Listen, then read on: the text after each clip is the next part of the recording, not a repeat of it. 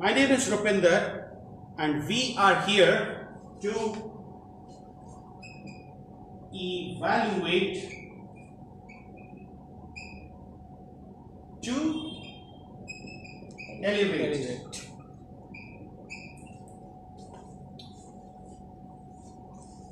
Many times or almost always we are forming opinions. We form an opinion about someone's dress. We form an opinion whether someone is paying attention or not. We form an opinion on pretty much everything.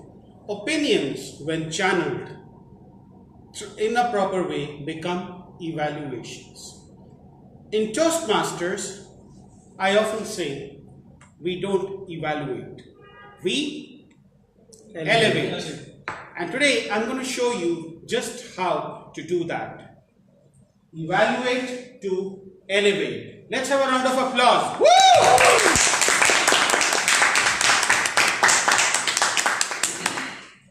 To begin, I will start with the word evaluate. Now, if you look at this word evaluate, what is the one keyword that comes out of evaluate? Value. So if I was to take out this E and this part and just add a word to it, it would be value. And in Toastmasters, what is the kind of evaluation that we follow? The structure of evaluation we usually follow? CRC. CRC stands for? Comment, recommend and comment. So we've got commendation and we've got recommendation.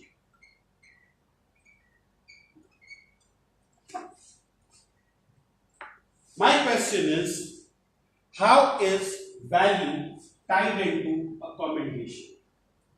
And how is a recommendation tied into value? What is the relation between a commendation and a value? Those who have attended my program, please keep quiet. I would want someone new to answer. How are values and commendations interconnected? I think one part of it can be that one part of having commendations as valuable, because you also want to know what's so good about your speech that you can probably make it even better, and then you want to keep that part in the speech. So let's say a joke works, or a very emotional moment is there, or something impactful is there. You want to keep that in your speech. Okay. That's one. But my question is that I am evaluating someone. I am evaluating a speech, for example. What is the relation when I am giving a commendation? How is value being given? Yes, Shivpriya, why don't you tell us? Thank you. Commendation is what value I derive from the speaker's speech as an evaluator. Excellent, excellent. We'll come to recommendation. Excellent. Let's have a round of applause for her. So when you give a commendation, you tell the speaker what is the value you got out of their speech. How many of you cannot dance in this room? So, Shivpriya, you can dance. I've seen you dance. So the point is that whenever we watch someone dance, for example, at least when I see someone dance, I often say, I wish I could dance like that. Or when I see somebody with a good physique, I wish I could do something like that. I could have a physique like that. Similarly, when you see somebody speak on stage, you say that, I wish I could speak like that. That is the value that you get because you are commending. So when you give a commendation, there are three parts to it. Value is one of them. But before you get to the value, you're supposed to say, what? What did you see? Or what did you observe? The observe part of your value. Many times commendations fail because we stop at what?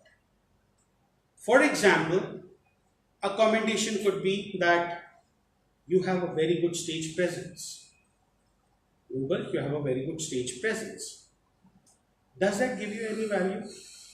Other than stating an opinion, it's nothing, right?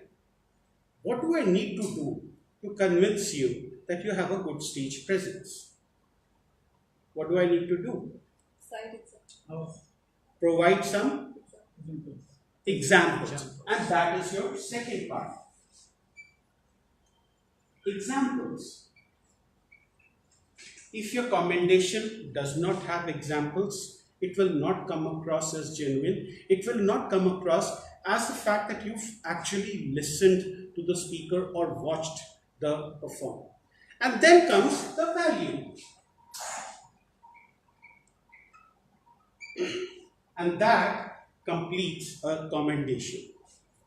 So if I talk about stage presence, Noble, you had excellent stage presence. I particularly like the way you handled interruptions. You were all authoritative on stage, you owned the stage. That is an example. I wish I could learn a few of those tricks from you. That is the value that you are providing me. So a complete commendation will have what you saw, maybe one or more examples, and then coming to the value that you got. Many times commendations fail because most of the times we end at what? We don't give examples. Many times we don't give examples.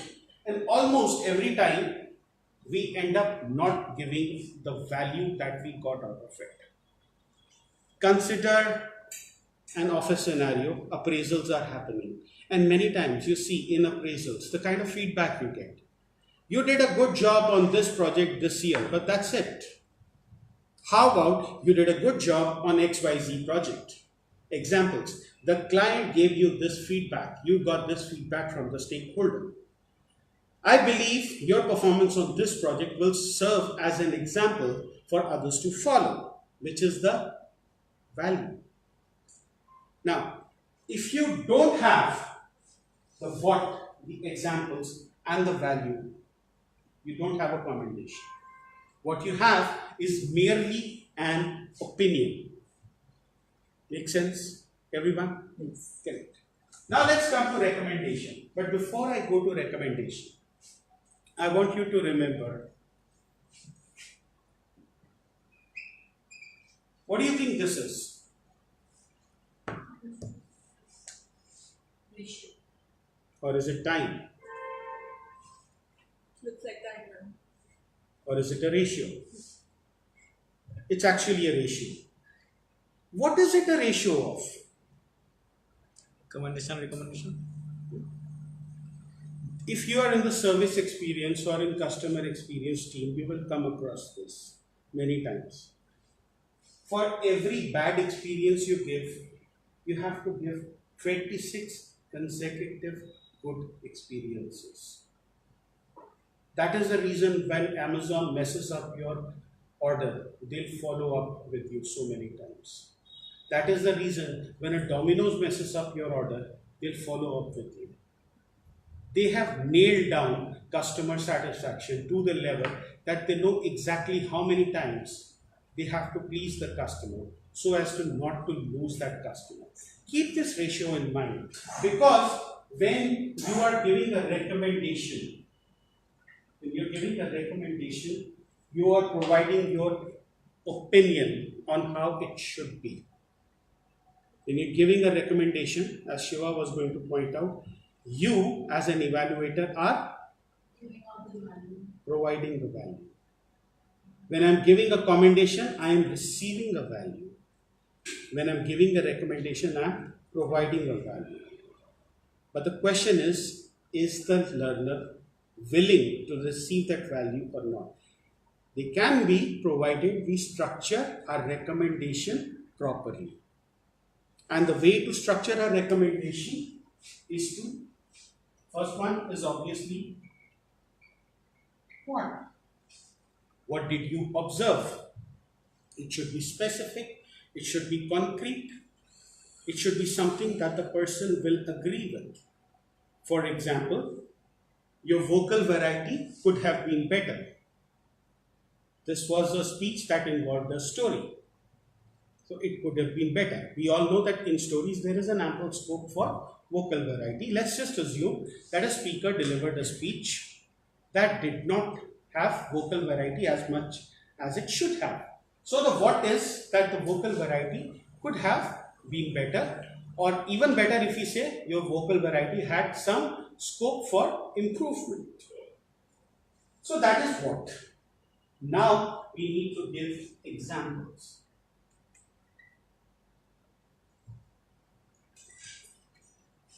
Let's just assume, like we did last week, that the story is that of Cinderella.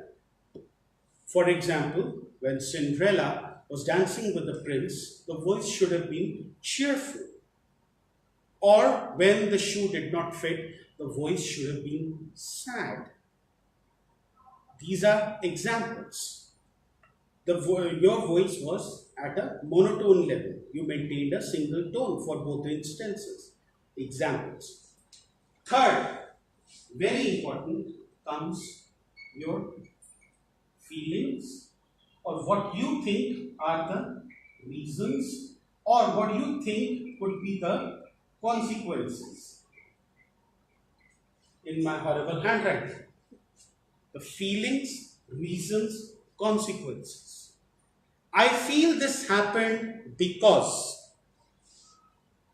I believe this is because, or if we don't address this right now, it could lead to whatever. That has to be said, because you have to establish a WIIFM, what's in it for me. Once you've done this, then you tell them how to, or a resolution, or in case you are not able to find a how to or a resolution, the next steps. The person should have clear, concrete vision on what they are going to do. You've given them a recommendation, they need to know what they need to do next. So let's focus on the example of the vocal variety. Your vocal variety could have improved, could be better. At some instances, you maintained a monotone where different tones would have been better, for example, and you give one or two examples. I believe this is because A, I believe that you have a sore throat, you were not able to go to that level. B, it could be of XYZ reason. Now, how to? What I would suggest is do a little bit of breathing exercises before you come on stage. Try modulating your voices, try modulating your voice, try repeating the letters of alphabet, for example, A, E, I, O, U. That is good vocal modulation practice. As an example, I was a target speaker at one of the evaluation contests. I was having trouble with the mic. Now that mic was labeled to my collar, and every time I turned my face like this, it went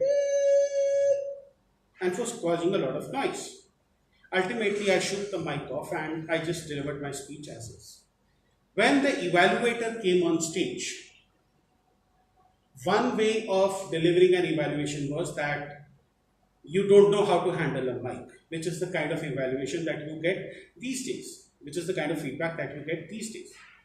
Is it worth it? Is it going to help you? It is not going to help you. The evaluation I actually got was, I could see that this was your first time using a mic. Observation. Many times when you were trying to speak, the mic was squeaky. The examples.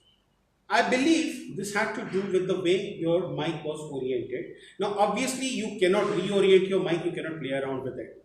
But what you can do is speak with your face slightly turned away from the mic. An added advantage is it will also help you establish eye contact with the rest of the audience. Now, that was a complete recommendation. The key takeaway from me from that recommendation was that next time, if the mic squeaks, all I have to do is turn my face a little bit away, or maybe adjust my collar so that when I turn my face this side, the mic does not squeak. I had learned a new thing that day, and that was the value that was provided to me as a speaker. Now, in your recommendation, if you don't have these four, what examples, feelings, reasons, or consequences, or how to, resolution, or next steps, you don't have a recommendation. What you have is merely an opinion. And if I want opinions, this event is going on Facebook Live. There are 850 million opinions that I have access to. I don't want to add another one to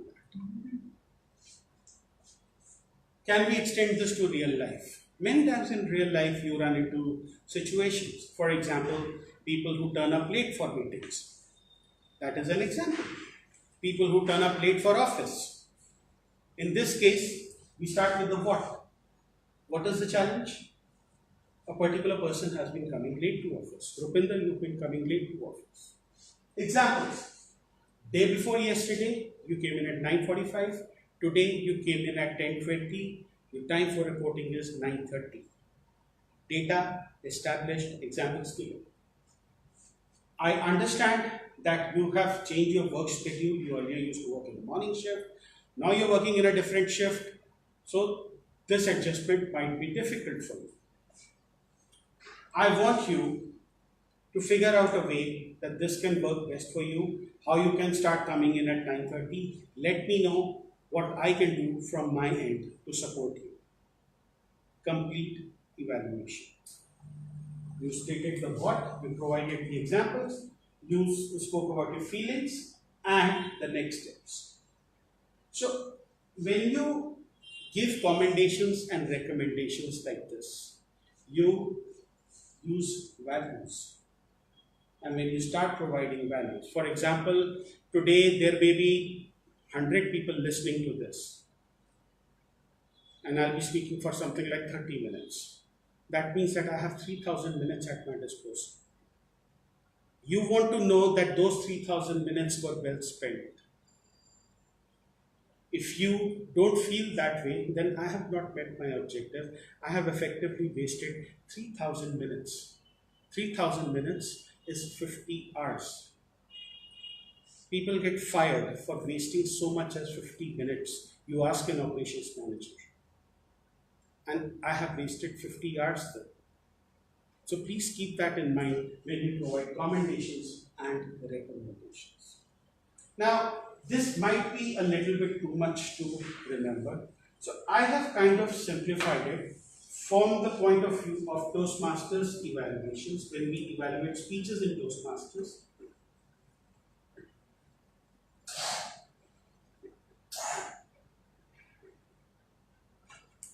what I typically do is I divide my page into 4 parts. I'm assuming simple CRC. At Professional Speakers, we follow a different method of evaluation. We follow the commendation, recommendation, and the solution method. For now, I'm just going to focus on CRC. So, there are 4 quadrants.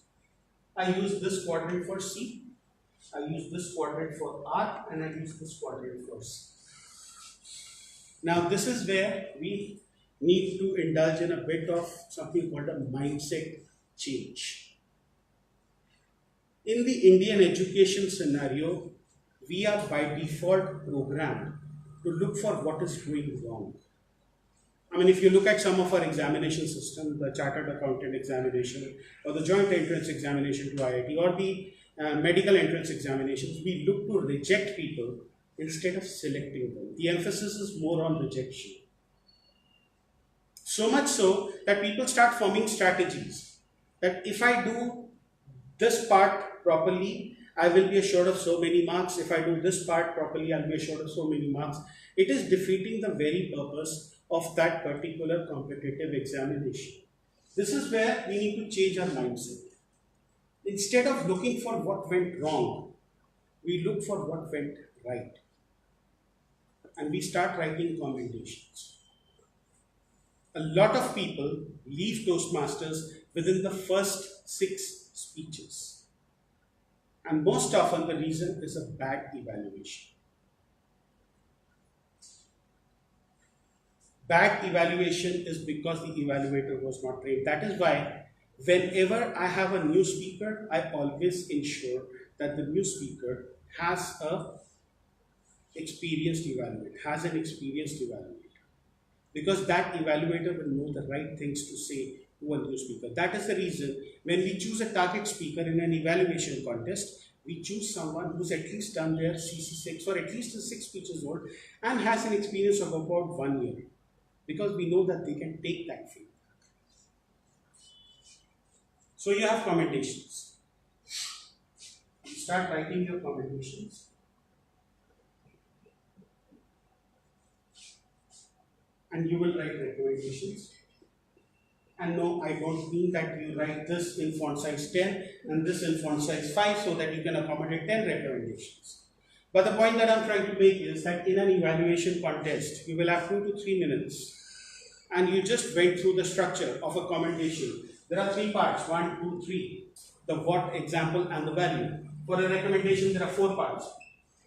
What, example, reason, and how to. There are 4 parts to it. You will simply not have time to do this for each of the recommendations in the commendations. Which is why I suggest that you stick to 2C, 2R, 2C. 2 commendations, 2 recommendations, 2 commendations. Now you might have a lot of commendations. Pick out the 2 that impressed you the most. So I'll go with this, and then I'll go with this and this. And for recommendation, once again, I will go with 2 recommendations. For each of these, you will have, for each of the commendations, you will have a observation, examples, value. For each of the recommendations, you will have observations, examples, reason according to you, and how to. And you will now have a natural flow. You will know when to start with your commendations, when to move to your recommendations, come back to the commendations. This 4th one is your summarization. Now understand this, that in your evaluation form, in the judges form for evaluation speech, there are 15 marks for summarization, and many times people miss out on those 15 marks. So make sure that you earn those 15 marks. How do you do that? So in your summarization, what I typically do, and it might not be the right way, you'll just have to find your comfort level with it. What you need to do is, what I do is, I first start with the recommendations, and not just the entire recommendations, not the entire recommendation, I go with the how-to part of the recommendation. So for example, if the person was not able to use the mic properly, just use the mic like the way I told you to, maybe move your mouth away from the mic while you speak.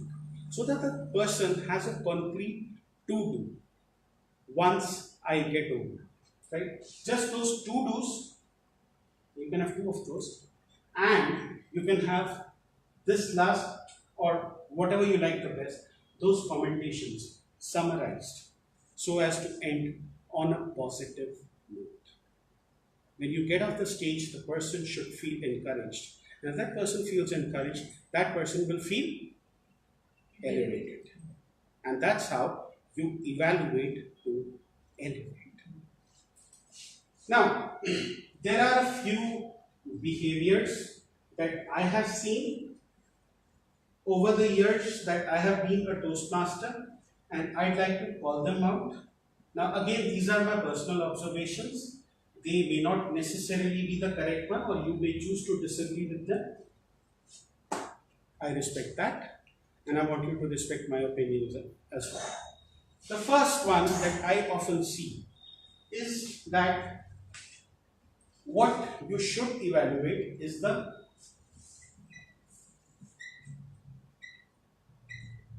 speech. What usually gets evaluated is the speaker. Mohammad Katani might one day come to our club and deliver a speech. If he has a bad day, then he has a bad day. And you have to live with that bad day. And you have to mark him accordingly. Just because he is Mohammad Katani doesn't mean that he deserves a special treatment.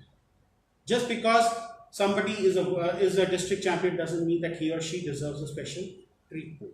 Similarly, a person might not be very good at speaking English or might have some sort of a reputation. We all have reputations, right? Oh, he always gets things wrong. He will mispronounce a particular word. You are not going to assume that he is going to mispronounce that word. You will actually look for the pronunciation of that word. And if that pronunciation does not occur, you will not mention it in your evaluation. So evaluate the speech and not the speaker, first rule. Second, evaluate on the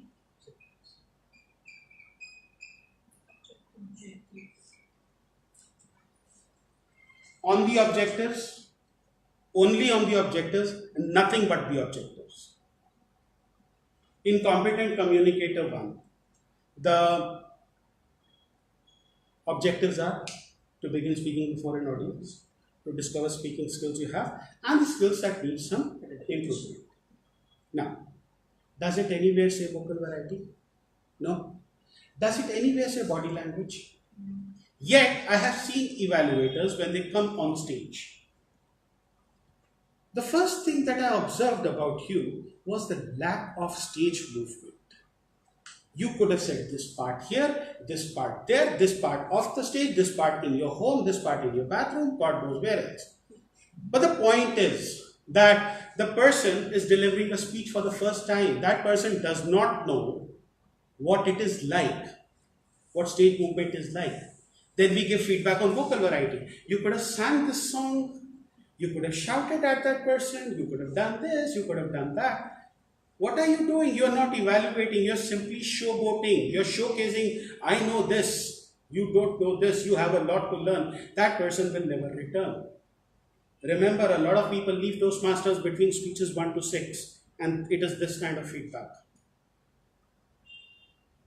There was once an evaluator I knew who came on stage and said, and a very senior evaluator, by the way, you did possibly the worst thing you could.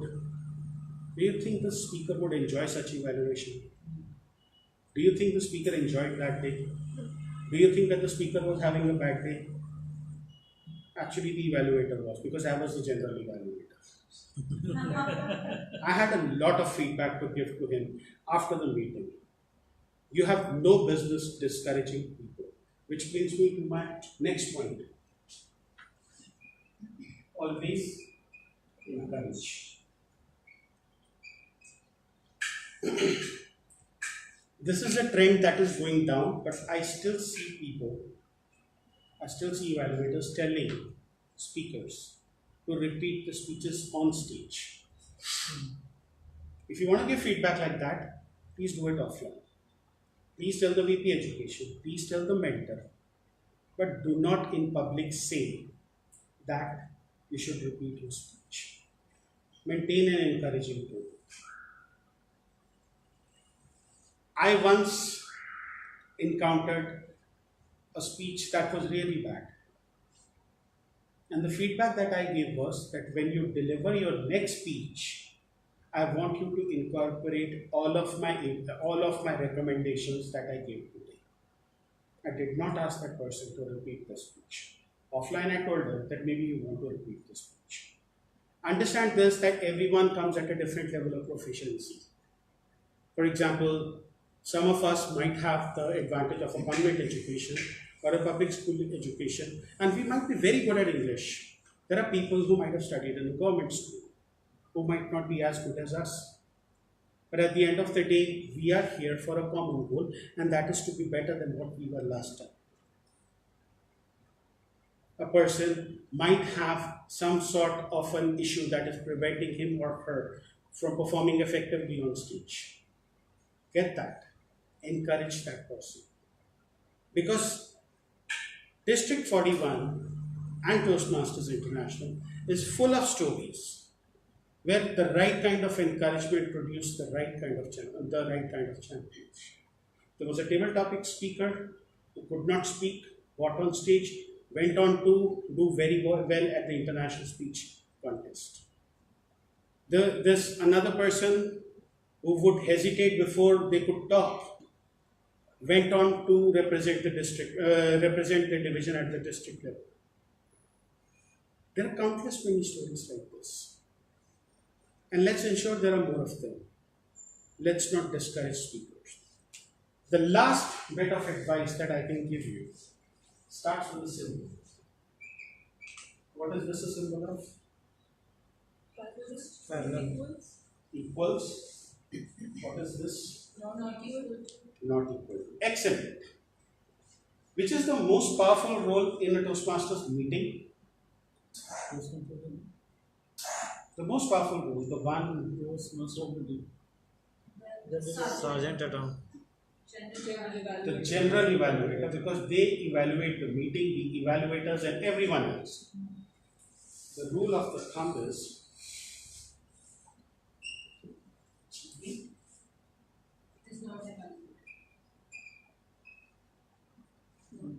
the GE is not a bot. Many times I see general evaluators go about evaluating speakers. Now, everyone might have their own opinions about it, but I feel there is a reason we have speech evaluators. And it is the role of the general evaluator to properly coach those speech evaluators. If they don't deliver a good evaluation, then I believe it is the GE's fault. Those of you who worked with me when I was GE will remember that I used to send them that as a grammarian, I'm going to check you on this. If there is anything else you want me to check you on, let me know now. As a speech evaluator, I'm looking for this. If there is anything else, let me know now. And if you've done that, then you have no business evaluating a speaker.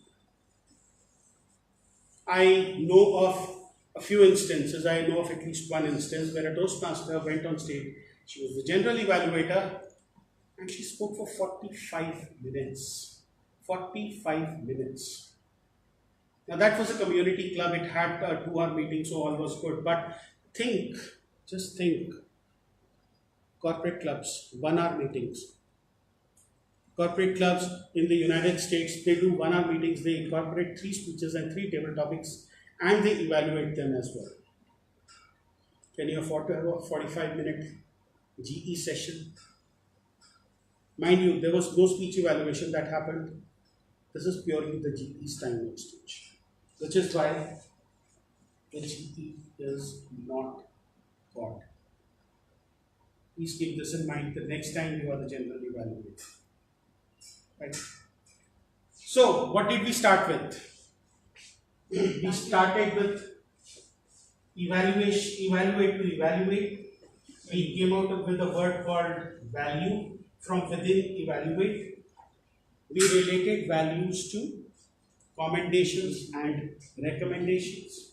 We said that when I give a commendation, I tell you what is the value I got. When I give a recommendation, I'm giving you the value that I think you can take from my recommendation.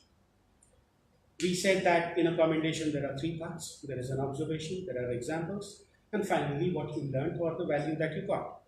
In a recommendation there are 4 parts. Observation, the examples, reason or consequences, or feelings, and finally how to improve. The emphasis is to improve. And then we went through some behaviors. Then we went through a method of evaluation, divide the page into 4, write CRCS, and how to summarize. Finally, we spoke about evaluating the speech and not the speaker, evaluating the speech on the objectives and not outside the objectives, always encouraging the speaker, and finally the fact that the general evaluator is not and should not feel like a god. Okay. Before I close, I want you to know a statement that is often said at the beginning of every meeting. We provide a supportive and positive learning experience in which members are empowered to develop their communication and leadership skills, resulting in greater self-confidence and personal growth. This is the Toastmasters Club mission. Tell me one word in it which is not encouraging. Each and every word has been cherry-picked, hand-picked to make it sound encouraging. Supportive, positive learning experience. Members are empowered, develop their communication and leadership skills, resulting in greater self-confidence and personal growth. Today, when you go back, please practice the way I told you to do commendations and recommendations. I can probably do them in my sleep. And it is not that difficult, just a week of practicing and you will be on your way. So let's grow and glow together. Thank you so very much for your time. It's been an absolute pleasure presenting this to you.